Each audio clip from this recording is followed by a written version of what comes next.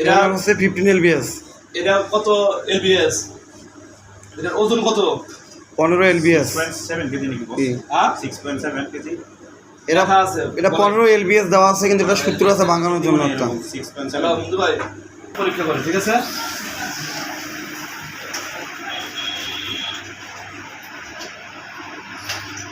এটা হলো 6 পয়েন্ট কত এলবিএস? 15 এলবিএস। কত জানি ইয়া কেজি। তাহলে এখন এখানে কয় কেজি উঠছে? আমার 65 নিউটন, অর্থাৎ 6.5 কেজির উপরে আছে। উপরে আছে। আর এটা হলো 6.5 কেজির উপরে। উপরে যদি নিচে থাকতো তাহলে আমার মেশিনটা ঠিক থাকতো না।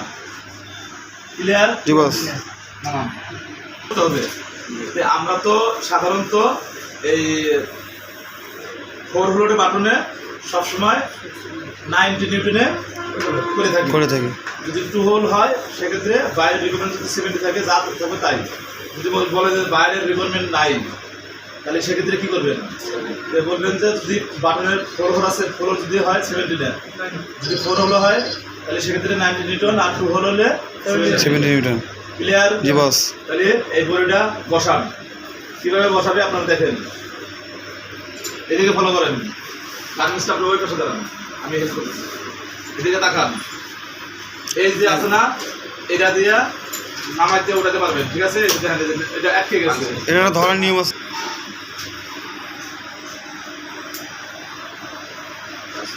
এই যে এটা মিডিলে রেখে আটকা দিলাম, এটা ফাঁক করে নেবেন। এটা কিন্তু ছাপানো আছে, ঠিক আছে?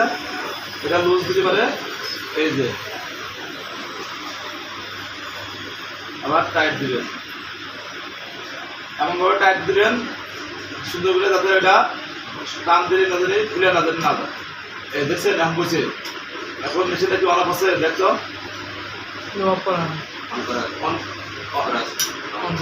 অন আছে বর্তমান। এখন কি বর্তমান অন না অফ? অন আছে। অন আছে। এটা আস্তে আস্তে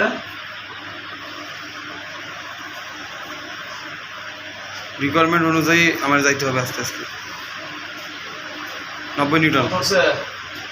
আর এক 8-10 মিনিট উঠবো। 90 হয়ে গেছে। 10 সেকেন্ড থাকতে হবে। ওকে, বলে দিস।